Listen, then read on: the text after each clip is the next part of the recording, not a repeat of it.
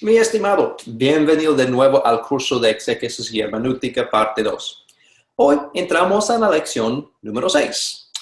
En esta lección vamos a tocar al tema del silencio. Bueno, quiero aclarar algo de lo que no estoy hablando y decir lo que sí voy a tocar en esta clase. No estoy tocando a la disciplina espiritual del silencio, para pasar mucho tiempo sin hablar. Eso es para otro día. Tampoco estoy hablando de lo que es controversial en cuanto al papel de la mujer, si ella debe o no debe predicar, enseñar, etc. Porque eso también toca al silencio. Yo sé que eso es una conversación típica que tenemos entre nosotros. Pero hoy quiero hablar sobre el silencio en el sentido de como una metodología interpretativa. Y la pregunta es la siguiente. ¿El silencio, cómo interpretamos, permite o prohíbe? Hay muchas lagunas en el texto bíblico, es decir, que hay cosas que no se expliquen totalmente o explícitamente. Y cuando llegamos a tales momentos, ¿qué hacemos con esta falta de información? Cuando hay silencio sobre un tema o una actividad. Eso es el tema del día de hoy.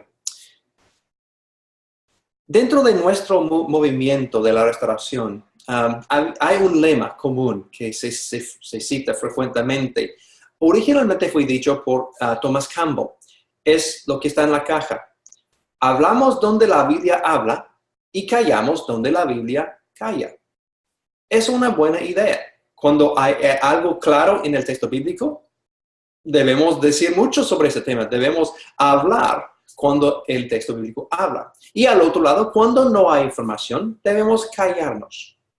Eso es una idea buena para comenzar. Varios autores después han notado algo.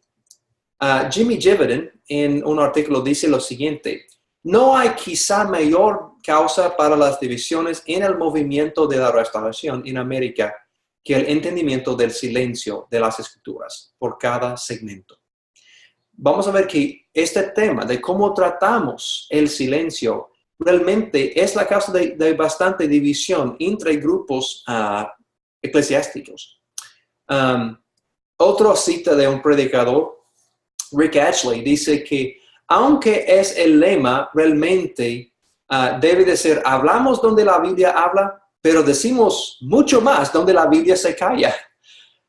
Y realmente es lo que hacemos, o tenemos esta tendencia de tratar de llenar las lagunas. Para iniciar eso, permítame darte un ejemplo de qué estamos hablando. Tal vez está perdido totalmente. Bueno, una pregunta. ¿Es prohibido o permitido el uso de los instrumentos musicales en las reuniones de la iglesia? ¿Por qué digo eso? Mira conmigo, vamos a mirar solamente al segundo texto, Colosenses 3:16. Voy a estar leyendo aquí en la mano derecha y en la Biblia de las Américas, pero obviamente puedes seguir con Reina Valera si quieres. Dice que que la palabra de Cristo habite en abundancia en vosotros, con toda sabiduría, enseñándoos y amonestándoos unos a otros con salmos, himnos y canciones espirituales, cantando a Dios con acción de gracias en vuestros corazones. Bueno, eso es el mandamiento. Y ves algo parecido en Efesios. Entonces, en cuanto a la pregunta del silencio, en este pasaje dice claramente que debemos cantar uno al otro en nuestros corazones, cantando a Dios, pero enseñando y amonestando unos a los otros por medio de las canciones que cantamos. ¿Y el instrumento musical? No se menciona. No hay nada dentro del pasaje que mencione que debemos o no debemos acompañarnos con guitarra o piano o lo que sea. Es en silencio. Y la pregunta es, Pablo no menciona el uso, entonces tenemos derecho de usar una guitarra o está Pablo prohibiendo que usemos otros instrumentos musicales, simplemente diciendo que tenemos que cantar y ya, nada más. Y eso es el asunto del silencio, un ejemplo del asunto del silencio. Y hay muchas otras cosas que podemos hacer también en otros ejemplos en el texto bíblico. Pero creo que eso por lo menos te da una idea de qué estamos hablando. Y es algo que está al centro de muchas conversaciones, por lo menos dentro del movimiento de la restauración. Bueno, seguiremos adelante. El silencio en la argumentación y la lógica. Típicamente es conocido como un argumentum ex silencio o silencio en latín, y la definición es un argumento desde el silencio. Es una falacia en la que se extrae una conclusión basada en el silencio o ausencia de evidencia. Un ejemplo claro de eso es por el explorador Marco Polo. Sabemos por lo que él había escrito que él visitó a China, India, a otras partes del Oriente en el siglo XIII. Bueno, unos historiadores dicen o llegan a la conclusión de que tal vez él no llegó a China, porque él no menciona nada de la muralla grande de China, la gran muralla de China. Entonces, ellos dicen, si Marco Polo realmente hubiera visitado a China, bueno, naturalmente habría incluido este detalle en su documento. Y no está. Entonces, ellos llegan a la conclusión basado en el silencio que Marco Polo no llegó a China. Entonces, es la cuestión de que tratando de probar o desprobar basado en la ausencia de evidencia. Y típicamente dentro de la argumentación y la lógica es prohibido usar este tipo de argumentación. Y entonces, eso nos sirve como la base para investigaciones teológicas y investigaciones de la Biblia. Dentro de un documento que he mencionado, un libro que mencioné antes, Falacias Exegéticas, por D.A. Carson, él dice lo siguiente, dice, típicamente argumentos desde el silencio son débiles. La excepción puede ser en casos donde esperaríamos un comentario del autor. Si esperamos que el autor dice algo y no hay nada, tal vez el autor está diciendo algo por no decir nada, si me entiendes. Y eso es el asunto del silencio. Y hay que pesar la evidencia que tenemos. Y la pregunta ¿es válido un argumento de silencio en estudios bíblicos? Es lo que vamos a ver hoy. Bueno, en las Escrituras, básicamente el silencio hace una de tres cosas. Número uno, a veces el silencio o es la ausencia de información es la voluntad de Dios no revelada, ¿ok? Y algo que el ser humano no puede ni necesita saber. Hay varias cosas que Dios no reveló y no sabemos y hay que aceptar que nunca vamos a saber y es simplemente algo extra. Puedes consultar Deuteronomio 29 para tal cosa. Número dos, a veces el silencio pertenece a lo incidental, las maneras o medios de hacer algo que es ordenado en las Escrituras, pero cuyos detalles no son revelados. ¿Okay? En tal caso, el silencio permite que decidimos exactamente cómo cumplir un mandamiento claro, tal vez un mandamiento general, y tenemos la libertad de poner en práctica en muchas maneras diferentes. Hay silencio en cuanto a los detalles, pero hay un mandamiento general. Número tres, a veces el silencio es exclusivo. El silencio desaprueba cualquier otra cosa que esté más allá de lo que está claramente revelado. En tales casos, el silencio prohíbe. Entonces, por nombrar o especificar algo en el texto sagrado, eso desaprueba cualquier otra forma para cumplir con algo, con ese mandamiento. Y yo creo que esos tres son válidos, son verdades. y hay que luchar con eso, porque realmente el parte número 2 y 3 a veces están en conflicto. Y debido a la naturaleza del lenguaje realmente hay ambigüedad en este punto. Y hay razón por debate si el silencio es cuestión de permiso o prohibición. Tal vez un ejemplo sobre ese tema. Estoy en mi casa, mi esposa me dice, Kevin, por favor compra el pan integral. Vaya a la tienda, compra el pan integral. Bueno, cuando mi amor me específicamente menciona el pan integral, ¿qué está prohibiendo? Si yo regreso a la casa con pan blanco, típico un bolillo, pan francés que es pan blanco, no estoy cumpliendo con lo que está pidiendo mi esposa, ¿verdad? Entonces, en un lado, ella no dijo que no debo yo comprar pan blanco.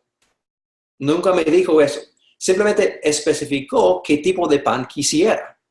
Entonces, si yo no cumplo con eso, estoy pues quebrando esta ley, podemos ponerlo en tales términos. Pero al otro lado, el silencio en cierta forma permita, porque no me dijo que si no debo comprar jamón, crema de cacahuate o otra cosa para acompañar al pan integral. Yo puedo comprar el pan integral, pero también otras cosas para acompañarlo. Tercero, aún no toco el tema de si el pan integral puede traer nueces o pasas o algo así dentro. Hay cierta libertad en el mandamiento de comprar el pan integral. Pero al mismo tiempo, eso prohíbe ciertas otras cosas. No puedo comprar pan blanco, porque ella específicamente mencionó el pan integral. Pero hay libertad con ciertos elementos dentro de pan integral. Y eso es realmente el asunto que estamos tocando en clase. Y el problema que encontramos con el texto sagrado es realmente una cuestión de la naturaleza del lenguaje. Hay cierta ambigüedad con el silencio. No puede decidir con seguridad qué quiere decir. Entonces, se complica ese asunto del silencio cuando estudiamos el texto sagrado, porque en el caso con mi esposa, yo puedo llamarla de la tienda, hey, mi amor, ¿quieres también que compremos jamón o que trae nueces? No tenemos esta capacidad para llamar a Pablo. Es decir, Pablo, cuando estás escribiendo en Colosenses 3, ¿estás prohibiendo o permitiendo el uso de instrumentos musicales? Él no está contestando su teléfono. Entonces, hay ciertas limitaciones por no poder comunicarnos con el autor. Hay silencio y hay silencio nomás. Bueno, quiero mostrar por lo menos argumentos a favor de los dos lados, que en ciertas ocasiones prohíbe, pero también hay ciertas ocasiones que permite. En cuanto al texto sagrado, ¿cuáles son unos argumentos así?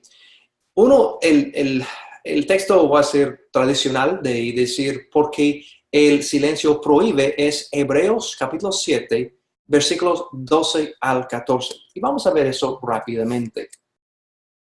Hebreos 7, 12 al 14. Específicamente está tocando el versículo 14. En el contexto está hablando del sacerdocio arónico y el de Melquisedec. Pero dice lo siguiente, porque cuando se cambia el sacerdocio, necesariamente ocurre también un cambio de la ley. Pues aquel de quien se dice estas cosas pertenece a otra tribu, de la cual nadie ha servido en el altar, es decir, solamente los levíticos pueden. Porque es evidente que nuestro Señor descendió de Judá, una tribu de la cual Moisés no dijo nada tocante a sacerdotes. Entonces, en el contexto, el autor está diciendo que Jesús es un sacerdote. Pero en el Antiguo Testamento, Moisés había dicho claramente, solamente, pues él dice que los levíticos, los de la tribu de Leví, pueden ser sacerdotes.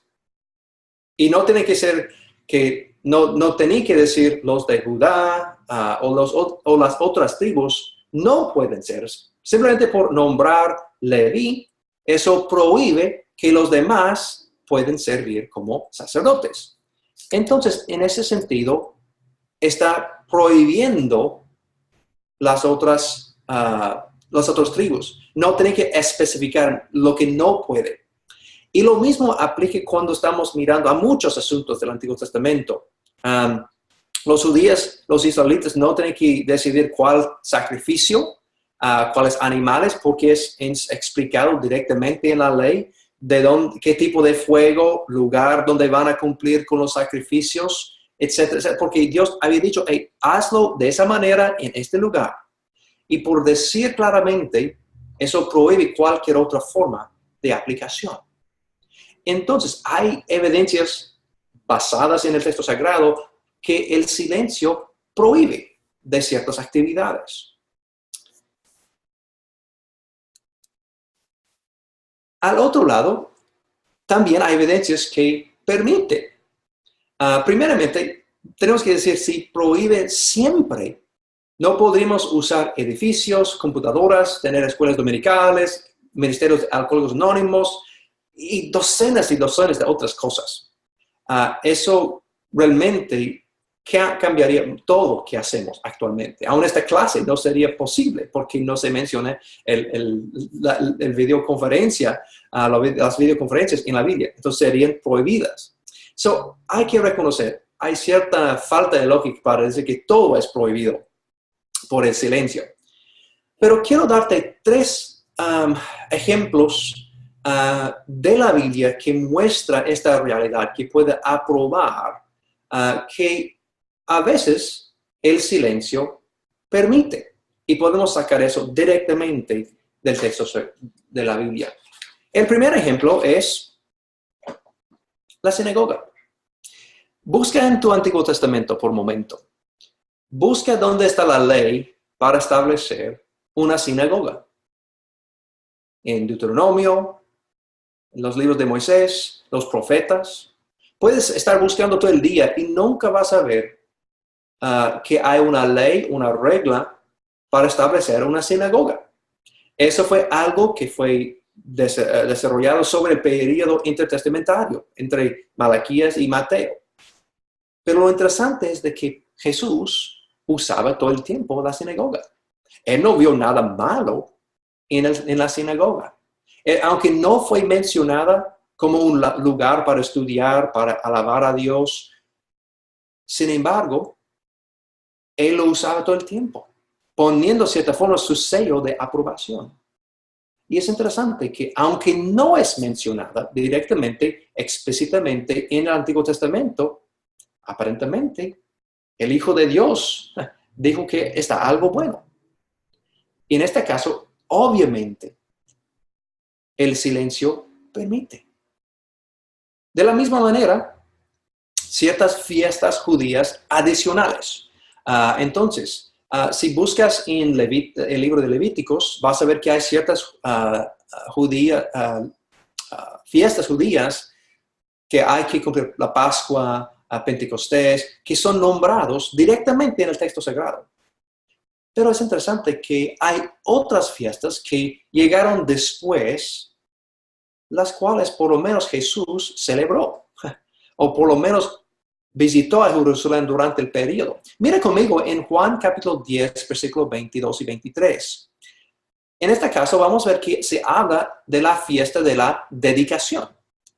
Eso es la fiesta de Hanukkah. Y se puede deletrearlo de diferentes maneras. He visto varias maneras para transliterar Hanukkah al español. Pero cuando se habla de la fiesta de dedicación, dice que Jesús fue a Jerusalén para esa fiesta. Mira conmigo, Juan 10,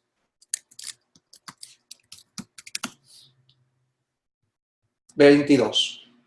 En esos días se celebra en Jerusalén la fiesta de la dedicación. Era invierno y Jesús andaba por el templo en el pórtico de Salomón. Entonces Jesús fue a Jerusalén también durante esta fiesta. Y otra vez, no prohibió que los judíos están celebrando esta fiesta, sino que él estuvo ahí aprovechando el momento para enseñar, para alabar a Dios. Y es interesante que él no rechazó esta fiesta adicional que no se encuentra en el Antiguo Testamento, sino es algo que fue desarrollado durante, otra vez, el periodo intertestamentario en el siglo II antes de Cristo. Si quisieras leer más sobre la Hanukkah, puedes consultar 1 de Macabeos 4 y 2 de Macabeos 10, 1 al 8. La tercera cosa que quiero mencionar es el bautismo de Juan. Tal vez no has considerado eso, no sé, pero consulte el Antiguo Testamento y otra vez busca dónde es permitido bautizar por el perdón de los pecados y por el arrepentimiento. Porque si lees Marcos 1 a 4 y Mateo 21, 25, entre también otros pasajes paralelos de Marcos 1, vas a ver que el propósito del bautismo de Juan es para arrepentimiento, para el perdón de los pecados. Interesante. Juan vivió bajo del antiguo pacto. Sin embargo, también sabemos de los mismos pasajes de Marcos 1 y Mateo 21 que fue enviado por Dios para bautizar. Y este tipo de bautismo no se encuentra en la Torá. No se encuentra en el Antiguo Testamento, ni en ninguna parte de la ley de Moisés. Pero obviamente Jesús otra vez puso su sello de aprobación por ser bautizado por Juan. Y que obviamente en los pasajes también menciona que Juan vino de Dios, cumpliendo lo que Dios había aprobado. Entonces, aunque el bautismo de Juan no es mencionado en el Antiguo Testamento para el perdón de los pecados, sin embargo, es usado así. En ese momento también había sacrificios, etcétera, que sí son claramente esperados en la ley de Moisés. Dios agregó este bautismo de Juan. Y otra vez, Jesús puso su sello de aprobación.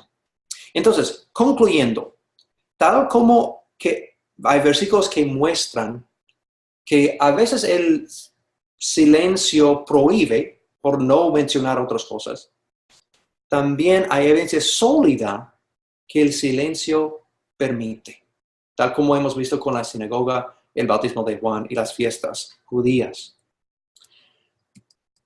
Entonces, ¿qué hacemos con el silencio?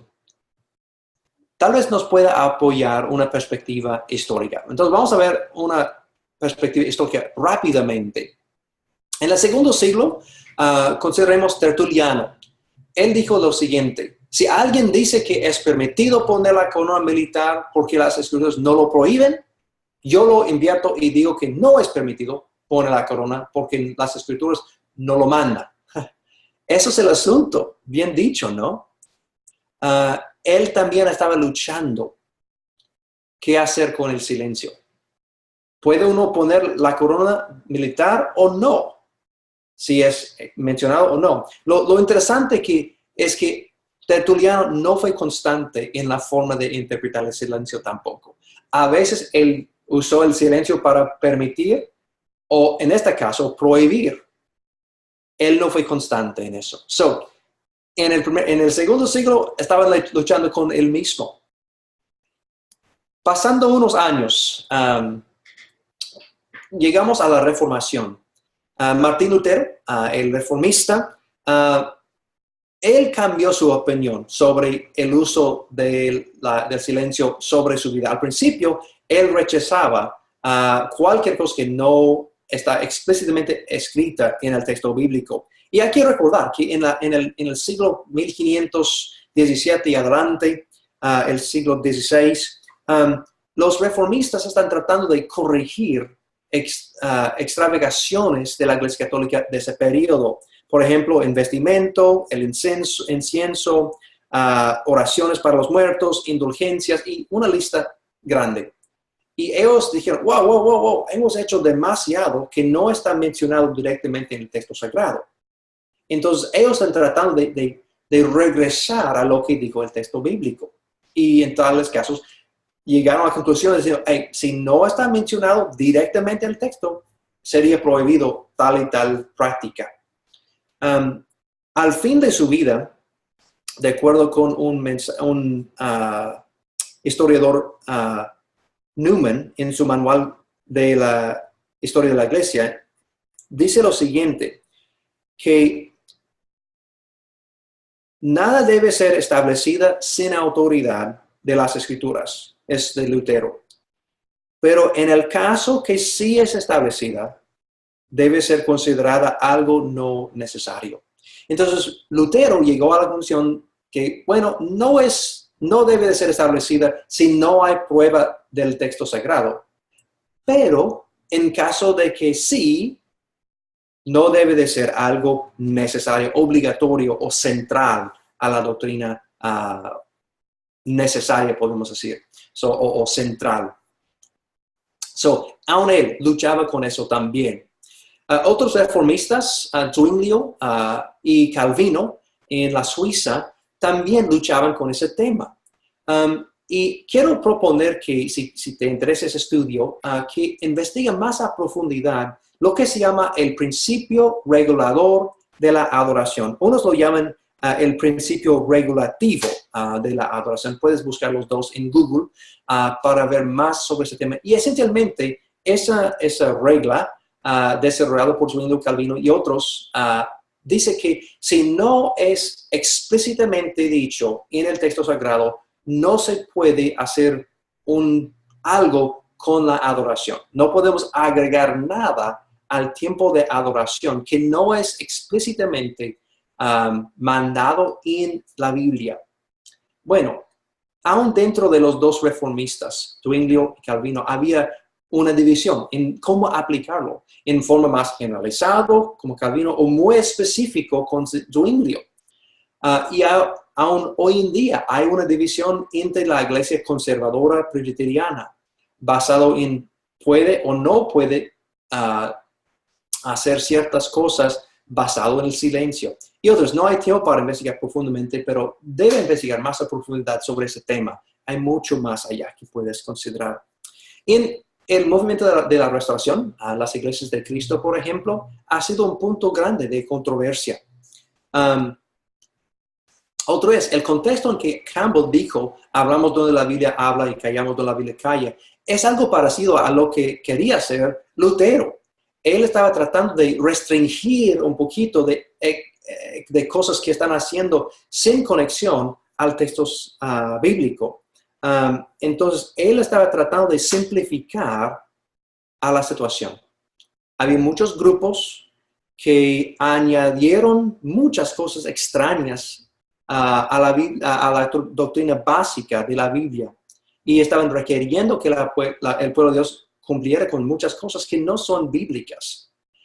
Y Campbell dijo, bueno, espérense.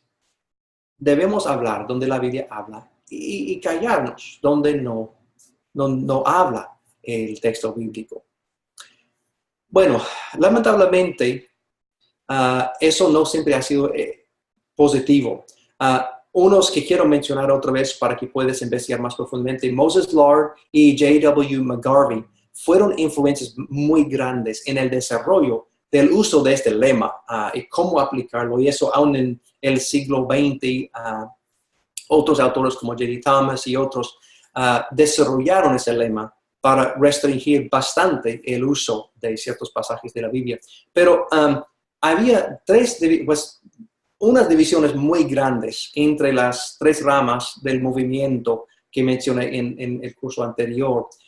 Básicamente, estas divisiones son basadas, o principalmente basadas, en la forma de interpretar el silencio, específicamente sobre el uso del instrumento musical. Los de unos grupos dijeron, hey, el silencio permite. Entonces, ellos empezaron a usar el instrumento musical. El otro grupo dijo, no, el silencio prohíbe. Entonces, no se debe usar y tocar instrumentos musicales dentro del tiempo de adoración. Y fue sobre ese punto que se dividieron entre dos grupos, libremente tres. Es algo grande que ha sucedido entre nosotros basado en ese tema. Y aún actualmente hay divisiones y debates sobre lo que se llama la nueva hermenéutica de los 70s y también hasta la actualidad hay debates sobre el uso del silencio. ¿Debemos o no debemos hacer algo si no tenemos permiso? Si no está mencionado directamente en el texto, ¿tenemos permiso o no? Eso es el asunto. Entonces, regresando a nuestra pregunta, ¿qué hacemos con el silencio?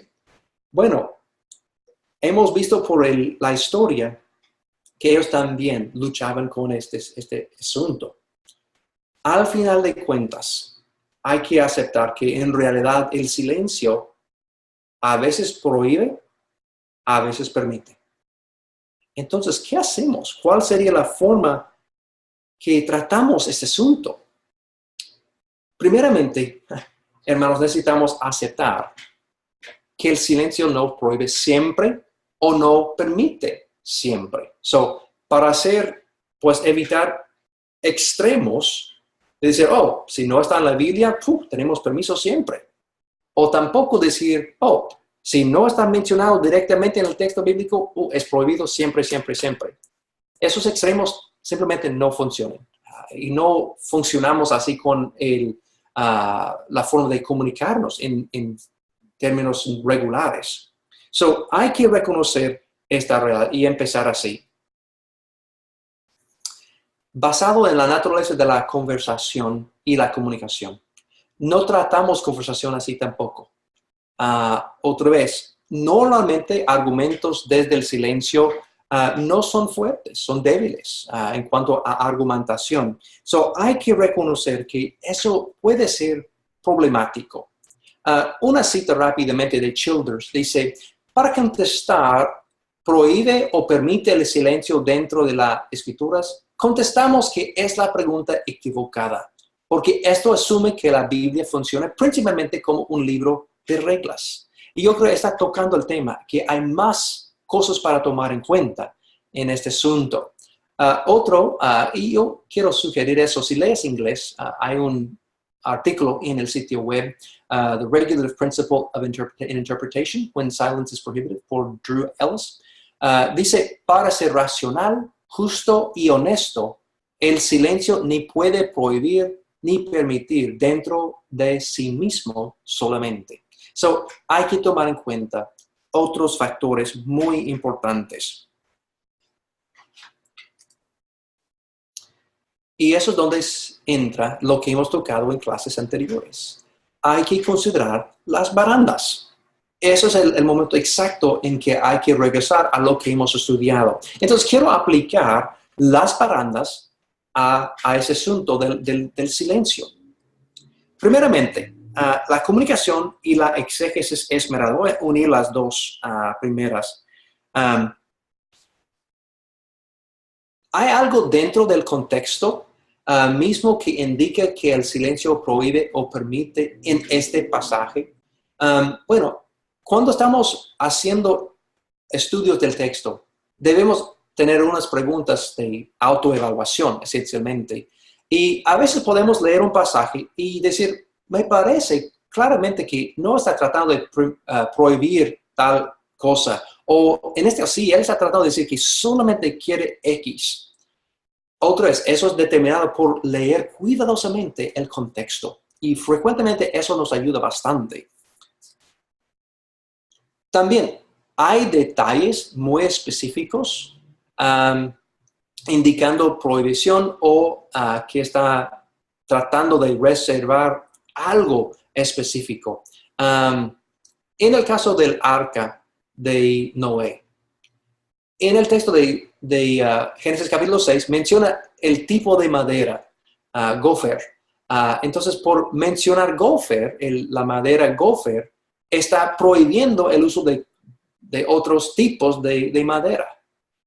Y yo creo que tal como en el ejemplo que usé antes con el pan, por usar pan integral, mi esposa prohibía cualquier otro tipo de pan. Pan dulce o pan regular, pan blanco, etc. Y a veces Dios, en su texto sagrado, dice algo específico y eso prohíbe otras cosas. Y así hablamos todo el tiempo. Eso es parte del acto de la comunicación. So, cuando un autor incluye muchos detalles o está haciendo o diciendo algo específico, probablemente está tratando de prohibir otras cosas y debemos tomar eso bastante en serio. 3. Algo muy importante es esta. Hay otras escrituras que tocan al mismo tema. A veces otros pasajes aclaran un pasaje que estamos estudiando. Si yo llego a una conclusión de que una práctica es prohibida basado en un solo pasaje, me ayudaría a considerar otros pasajes que también pueden abrir las posibilidades adicionales, que pueden aclarar mis conclusiones. Y finalmente, simplemente esa pregunta. ¿Parece que la intención del autor es tocar a este asunto por el contexto? Aún regresando a nuestro asunto del uso de instrumentos. Cuando lees Colosenses capítulo 3 o Efesios capítulo 5, que Pablo está hablando de cantar, parece que en el contexto, que eso es el asunto de que está tocando, si debemos o no debemos usar instrumentos, o eso simplemente fuera del contexto y no es el asunto bajo de investigación. Si uno lee cuidadosamente, parece que Pablo está enfatizando la cuestión del corazón. Si uno está cantando de corazón y está cantando uno con el otro, que están involucrados en la adoración a Dios y amonestando y enseñando uno a los otros en canciones. Pero en el contexto no toca realmente el uso o no uso de instrumentos, simplemente está fuera del contexto. Y llegamos a esta conclusión simplemente por leer el contexto y ver, otra vez, hacer exégesis esmerada. Este tipo de pregunta puede apoyarnos en luchar con momentos de silencio. Las cosas más importantes. Frecuentemente, tal vez siempre podemos decir, por lo menos frecuentemente, los asuntos de silencio no deben ser una cuestión de la salvación. Casi siempre, si no siempre. Si estamos llegando a conclusiones basadas en la lógica, deducciones, etcétera, basado en el silencio, probablemente estamos en la área de opinión, lo que se trata en Romanos capítulo 14. Entonces, cuando hablamos de cosas más importantes, casi siempre las cosas más importantes son claras. Yo creo que el Altísimo Dios fue capaz para comunicar los temas, los principios y las doctrinas centrales en una manera más explicativa y directa. No creo que Dios usaría el silencio para hablar de temas centrales del Evangelio. Cuando leemos en el Nuevo Testamento, cuando Dios quisiera comunicar algo importante, comunicó algo importante claramente. Como amar a tu prójimo como a ti mismo. Amar a Dios más que todo. Y muchos otros que hemos tocado en otras ocasiones. Cuando hablamos de asuntos de silencio, temas que son basados en el silencio en las Escrituras, casi siempre están parte de esa parte de Romanos 14, de cosas de opinión. Y hay que recordar eso primeramente. Y no son parte de las cosas más importantes. En cuanto a Romanos 14, y quiero animarte a leer este pasaje, y eso es muy útil, no vamos a tomar tiempo a hacerlo ahora, pero te recomiendo que revisa Romanos 14, en que toca a temas de opinión. Pero dentro de este pasaje, yo creo una sugerencia fuerte es, todos los que están, en este caso, comiendo o no comiendo, como dice el pasaje, deben presumir que el otro, que no está de acuerdo con uno, hace o no hace una cosa, comer, celebrar un día, para agradar y honrar a Dios. Y muchas veces cuando entramos en pleitos sobre asuntos de opinión y asuntos de silencio, frecuentemente de mi experiencia es que pensamos, mal de la otra persona. Pensamos que no quieren obedecer a Dios, no quieren agradar a Dios. Y yo quiero animarte, en tales casos, cuando tenemos diferencias sobre cuestiones de silencio, comenzamos con el presumir que la otra persona quiere agradar a Dios y que está tratando de obedecer en no hacer esta cosa o hacer esta cosa. Entonces yo creo que es un punto muy bueno para comenzar y eso ayuda también con conversaciones. Continuando con otras barandas, es la actitud. Y voy a decir eso brevemente. ¿Estoy tratando de no obedecer a Dios con algo? ¿Estoy forzando una agenda de la prohibición o estoy buscando la permisión a hacer lo que yo quiero? Frecuentemente eso es el asunto. Cuando llegamos a puntos de silencio, en mi opinión, frecuentemente, invertimos nuestro propio deseo ahí, típicamente. Y hay que evaluar a ti mismo y la motivación de prohibir o negar o cumplir con cierta regla o este asunto de silencio. Yo creo que es cuestión de actitud frecuentemente. Ten cuidado de la razón por qué está obedeciendo o rechazando algo. Otra vez, regresando a la comunidad de creyentes. Obviamente, con ciertas ocasiones es muy útil de revisar el curso de acción, consultar a los autores de los primeros 2 o 3 siglos para ver si ellos cumplieron o no cumplieron eso. Pero otra vez, hemos dicho que no son perfectos ellos, pero eso puede ser una perspectiva útil en llegar a una conclusión más clara. También debemos considerar opiniones y pensamientos de otros que tal vez no están de acuerdo con nosotros. Eso nos fuerza de evaluar nuestra lógica, evaluar nuestras conclusiones en una forma saludable.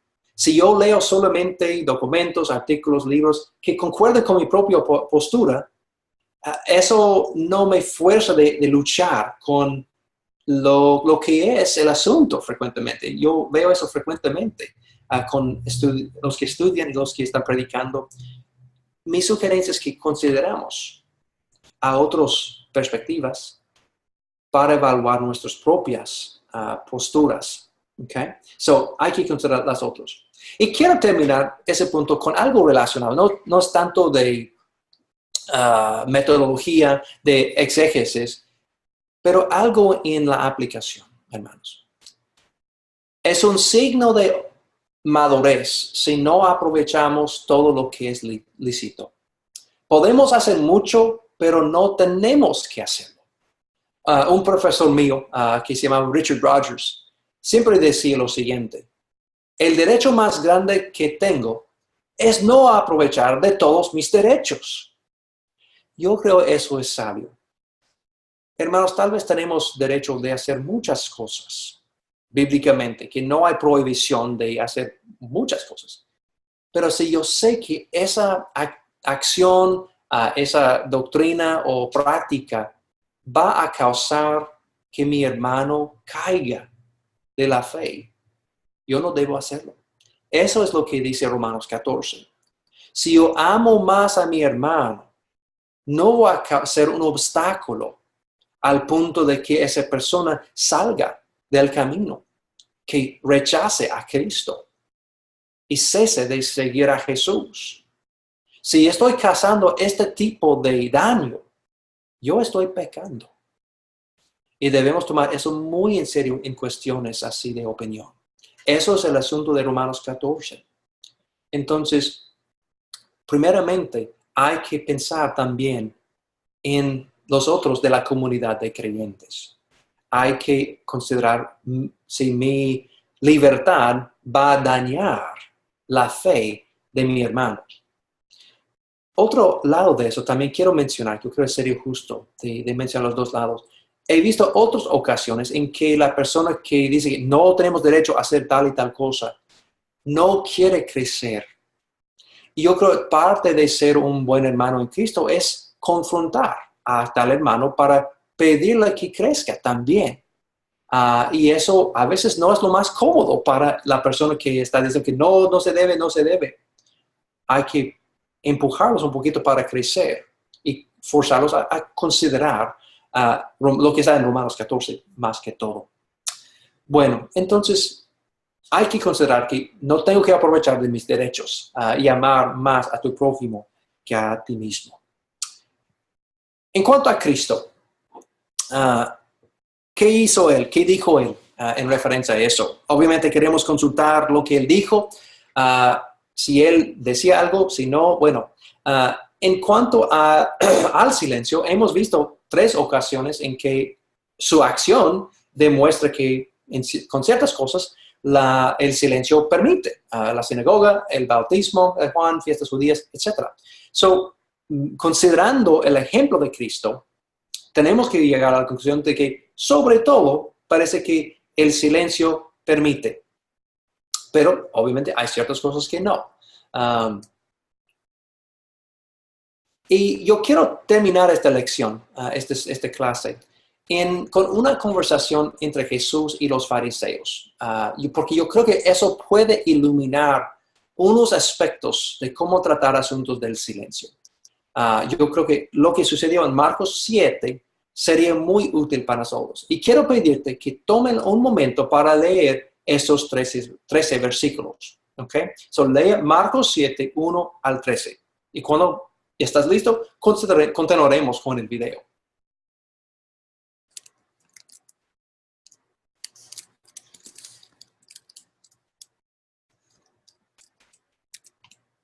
Entonces, en este pasaje, como puedes ver, Jesús está hablando con los fariseos sobre si deben o no deben lavar las manos, etc. Y llega a una cuestión sobre el Corbán, ¿verdad?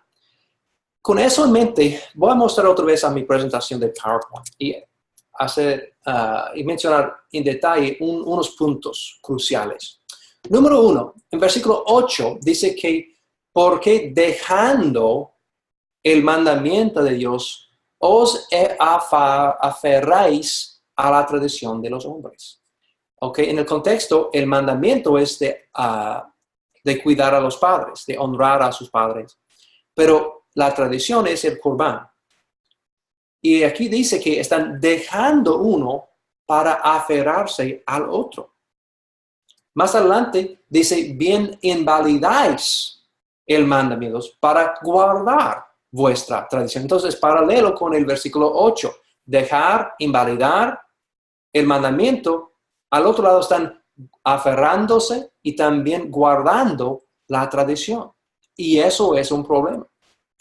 En versículos 10 al 12, él dice el ejemplo, nos da un ejemplo claro. El mandamiento directo que están rechazando es honrar a tu padre y a tu madre. La tradición es Corbán. Y si buscas en el Antiguo Testamento, no vas a ver algo sobre el tema del Corbán. Eso fue una tradición que desarrolló después. Otra es cuestión de silencio. Entonces, en sí, Corbán no es algo malo. Para dar algo al templo de dinero, no hay nada malo en eso, para entregar algo a Dios. En sí es neutro. Pero mira, ¿por qué dijo Jesús que Corbán llegó a ser un obstáculo muy grande? ¿Cuál es la razón? Bueno, como puedes ver en los versículos 8 y 9, un momento llegó en que la tradición empezó de reponer el mandamiento. Empezó de invalidar o ser dejado el mandamiento. Y eso es cuando cruzamos una línea. Y hay muchas cosas de silencio, tal como el Corbán, que pueden llegar a un punto que nos causan de dejar al lado los mandamientos claros. En tales momentos, absolutamente estamos equivocados. Estamos en pecado. So, él dice en versículo 13, así por la tradición que se transmiten entre ustedes, anulan la palabra de Dios. No es lo que queremos hacer, ¿verdad? Queremos obedecer a Dios, pero por medio de tradiciones podemos anular lo revelado claramente. Entonces, al fin de esa diapositiva, los fariseos no solamente hicieron más que dice la Escritura, por hacer el Corbán, sino por esta tradición no pudieron obedecer el mandamiento directo y claro de Dios. Entonces, en sí, el Corbán no fue malo. ¿Okay? Ellos podían practicar el Corbán si no causara que los fariseos no cumplieron con el mandamiento de honrar a sus padres. Si alguien tenía suficiente dinero para hacer ambos, todo bien. Pero el momento que llegó, que ellos anularon el mandamiento, es cuando pecaron y cuando equivocaron. Y eso es el principio que nosotros necesitamos aprender. Entonces, ¿qué podemos aprender de este diálogo? Por medio de las otras creencias, bautismo de Juan, fiestas, la sinagoga, es obvio que Jesús no prohibió el uso de algo no mencionado directamente en la Torá. ¿Okay? Es decir, el silencio puede permitir. Al otro lado, parece que no agrada a Dios cuando una actividad no mencionada en la Biblia repone o invalida un mandamiento claro. Y eso es crucial para nosotros. Entonces, finalizando ese punto, tenemos bastante libertad para añadir prácticas espirituales sin que nos prohíban cumplir con doctrinas, prácticas o enseñanzas claras de la Biblia. En otras palabras, parece que tenemos libertad a añadir prácticas nuevas, pero no a la costa de anular prácticas establecidas por las Escrituras en el proceso. Yo creo que eso es sumamente importante. Yo creo que ese principio puede guardarnos de no pecar contra nuestros hermanos y contra Dios, tal como los fariseos.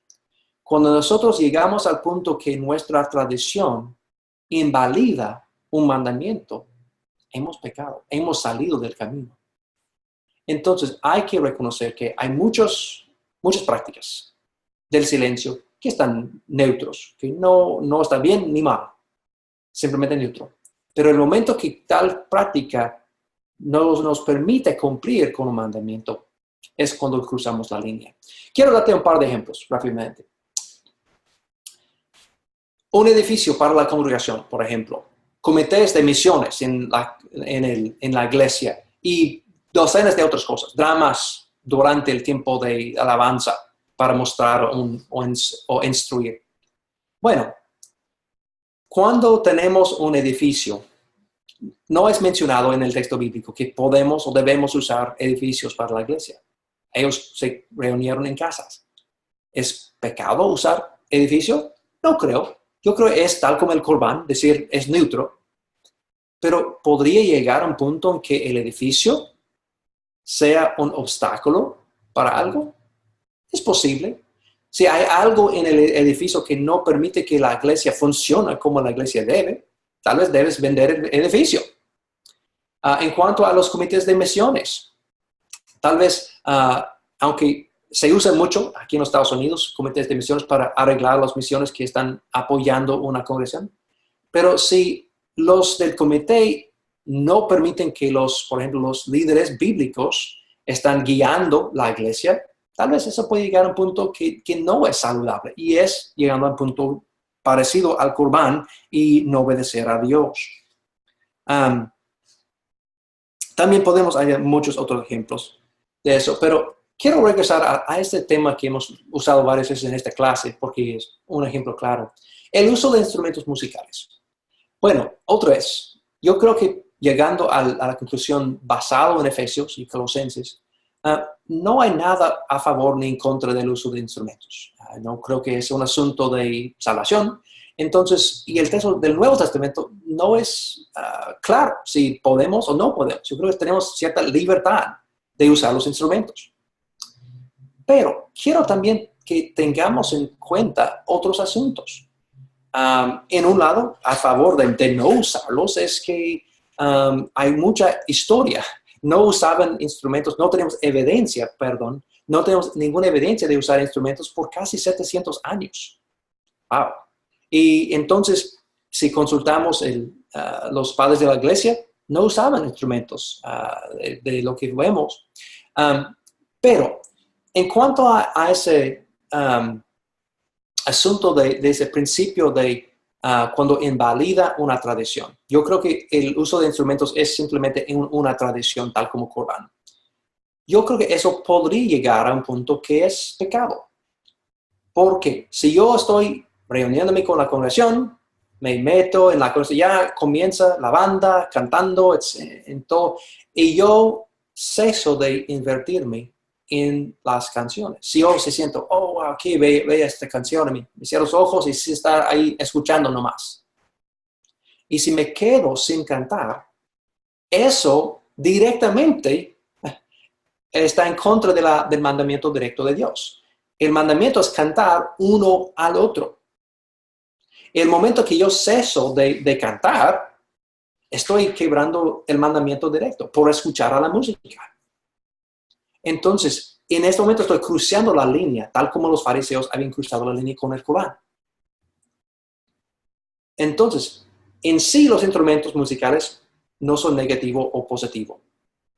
Pero el momento que yo simplemente estoy escuchando a la música, mirando a la banda, en ese momento estoy quebrando el mandamiento claro en Colosenses y Efesios. Porque no estoy cantando a mis hermanos, tal como dice Pablo, directamente. Entonces, puede ser que eso llegó a ser un punto de obstáculo y un pecado. Otro ejemplo, el bautismo por inmersión. Cuando unos son bautizados por rociar, por ejemplo, está cambiando el significado del término griego aún. El término griego bautizo es sumergir, esencialmente. Entonces, cuando uno está rociando solamente, eso realmente no está cumpliendo con el término que está ahí. Entonces, está reponiendo la tradición de rociar con lo que es bíblico, un mandamiento claro bíblico de sumergir en agua. También, como puedes imaginar, como está en la foto, cuando uno es sumergido en agua, eso representa de ser sepultados con Cristo y resucitados. Y se pierde totalmente esa imagen de ser sepultados y resucitados si estás rociando. Y entonces, en tales casos, creo que cuando uno es rociado, está llegando a la misma situación del Corban, que la tradición está reponiendo un mandamiento claro de Dios. Aunque tiene el mismo nombre de bautizar, son dos cosas distintas. Si investigas en el texto bíblico, yo creo que es muy claro que es por inmersión y que es algo que es importante también. Yo creo que puede reponer la doctrina clara del Nuevo Testamento de sumergir a uno en agua por rociar por esta tradición. Esos son unos ejemplos para darte ideas de cómo aplicar ese principio. Bueno, espero que sea algo útil. Entonces, en conclusión, la realidad es que el silencio no siempre prohíbe ni siempre permite. Y hay que depender de las barandas, al final de cuentas. Y donde hay silencio, debemos ejercer paciencia con otros y dar tiempo para crecimiento. Hermanos, tenemos que amar uno al otro en tales momentos. Bueno, no quiero usar el silencio en cuanto a la tarea. Entonces, finalizando para el día de hoy, quiero que practicas un poquito con esos principios usando un pasaje. Quiero que leas, por favor, 1 de Timoteo, capítulo 2, 8 y 9. En este pasaje menciona que él quiere que los varones levanten las manos santos y oren junto a Dios, o oren con paz a Dios. Ese mandamiento es dirigido a los varones. Y el asunto ¿es prohibido o permitido que la dama ore en voz alta en las reuniones de la iglesia? Basado en este pasaje. Quiero que escribe, por favor, claramente tu postura, sí o no, que la dama debe o puede orar en voz alta en las reuniones. 2, provee razones claras y desarrolladas para respaldar la postura que tienes. Usando el texto que estás estudiando, considerar otros pasajes que pueden respaldar tu opinión y debe entrar entre 1 a 3 páginas. Okay, quiero que investigues un poquito, porque yo creo que es importante. Eso es para esta clase y espero que sea algo útil para tu vida espiritual. Gracias por el tiempo. Gracias por tu interés en seguir estudiando la palabra de Dios y espero que Dios sea glorificado en todo lo que estamos haciendo. El Señor te bendiga. Nos vemos en la próxima clase.